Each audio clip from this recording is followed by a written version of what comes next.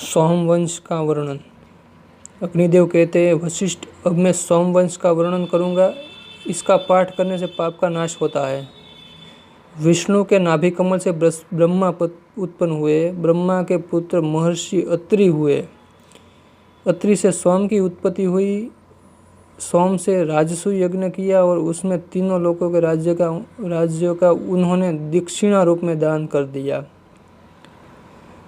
जब यज्ञ में अंत में अवभृत स्थान समाप्त हुआ तो उनका रूप देखने की इच्छा से 9 देवियां चंद्रमा के पास आई और काम बाण से संतप्त होकर उनकी सेवा करने लगी।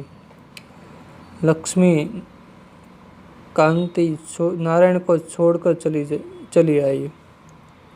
सीनी वाली करदम को, धूती अग्नि को और पुष्टि अपने अविनाशी पति धाता को त्याग कर आ गई।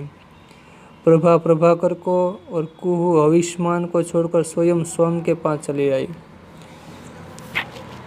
कीर्ति ने अपने स्वामी जयंत को छोड़ा और वसु ने मरीचि नंदन कश्यप को तथा धृति भी उस समय अपने पति नंदी को त्याग कर स्वामी की ही सेवा में संलग्न हो गई। चंद्रमा ने भी उस समय उस देवियों को अपनी ही पत्नी भांति सकाम भाव से अपनाया। सोम के इस प्रकार अत्याचार करने पर भी उस समय उन देवियों के पति श्राप और शस्त्र आदि के द्वारा उनका अनिष्ट करने में समर्थ न हो सके, अपितु सोम ही अपनी तपस्या के प्रभाव से भू आदि 7 लोकों में एकमात्र स्वामी हुए।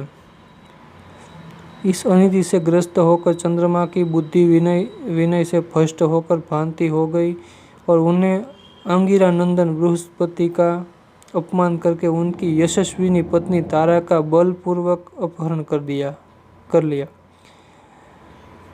इसके कारण देवताओं और दानवों के संसार का विनाश करने वाला महान युद्ध हुआ, जो तारकामयी संग्राम से नाम के विख्यात है। अंत में ब्रह्मा जी ने चंद्रमा की ओर से युद्ध में सहायता पहुंचाने वाला शुक्राचार्य को रोककर तारा बृहस्पति जी को दिला दी। देवगुरु बृहस्पति ने तारा की गर्भिणी देखकर कहा, इसका गर्भ त्याग कर दो। इनकी आज्ञा से तारा ने उसका गर्भ त्याग किया, जिसके बड़ा तेजस्वी कुमार प्रकट हुआ। उसने पैदा होने ही कहा, मैं चंद्रमा का पुत्र हूँ। उस प्रकार सोम से बुद्ध का जन्म हुआ। उनके पुत्र पुरुरवा हुए। उर्वशी नाम की अप्सरा ने स्वर्ग छोड़कर पुरुरवा का वरण किया। राजा पुरुरवा ने उर्वशी के साथ 59 वर्षों तक विहार किया। पूर्व काल में एक ही अग्नि थे। राजा पुरुरवा ने ही उन्हें ग्राह्यपत्य, आहवनीय और दक्षिणाग्नि भेद से 3 रूपों में प्रकट किया। राजा योगी थे। अंत में उन्हें गंधर्व लोक की प्राप्ति हुई। उर्वशी ने राजा पुरुरवा की आयु, दृढ़ायु, अश्वायु, धनायु, धूतिमान, वसु, दिविधान तथा शतायु उन 60 पुत्रों को उत्पन्न किया। आयु में नहुष, बुद्धशर्मा, रजी, दंभ और विपप्पा ये 5 पुत्र हुए। रजी से 100 पुत्रों का जन्म हुआ। वे राजे के नाम से प्रसिद्ध थे। राजा रजी को भगवान विष्णु ने वरदान प्राप्त हुआ था।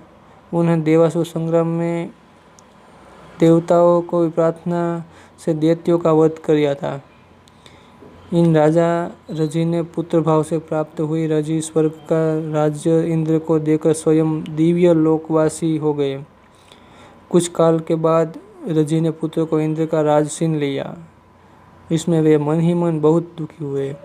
तदंतर देवगुरु बृहस्पति ने ग्रह शांति आदि की विधि से रजी के पुत्र को मोहित करने राज्य लेकर इंद्र को दे दिया।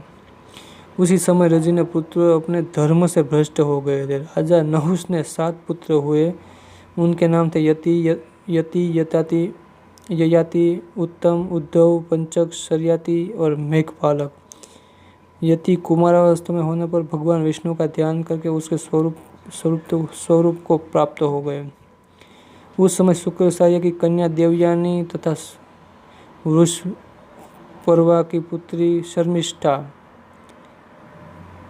ये दो राजा ययाति की पत्नियां हुई। राजा के इन दोनों स्त्रियों में 5 पुत्र हुए। देवयानी के यदु और तुर्वसु को जन्म दिया और वृषपर्वा की पुत्री शर्मिष्ठा ने द्रुहु, अनु और पुरु, ये 3 पुत्र उत्पन्न किए। इनमें से यदु और पुरु ये 2 ही सोमवंश का विस्तार करने वाले हुए।